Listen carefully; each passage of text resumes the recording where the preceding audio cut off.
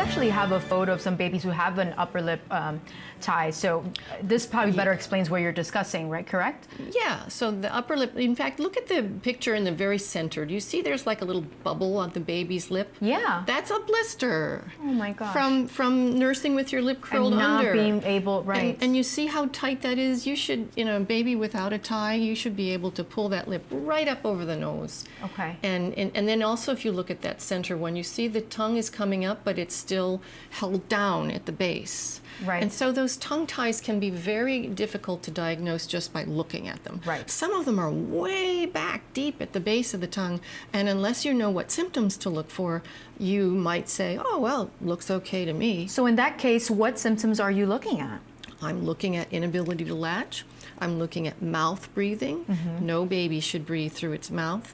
These babies often hate lying on their backs because they can't keep their tongue out of their airway. These are some symptoms that are typically listed.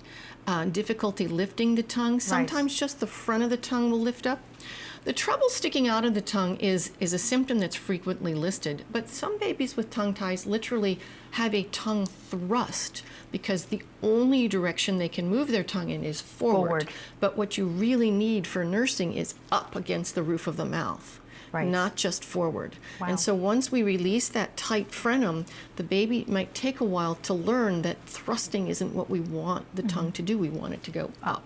But they're very clever. They learn really fast. Now, Jennifer, let me ask you, do you see this often with maybe some infants or even we're going to discuss toddlers that have difficulty and because of this tongue tie? We actually do see a lot of babies come into the hospital with what Dr. Haller has mentioned.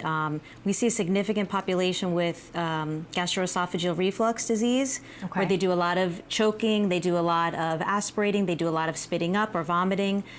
We see a big population of small babies who come in with some respiratory distress that maybe is not infectious, and we really haven't been able to diagnose what's been going on. Right. But they do come in with these symptoms and these complaints where maybe the tongue tie hasn't been addressed.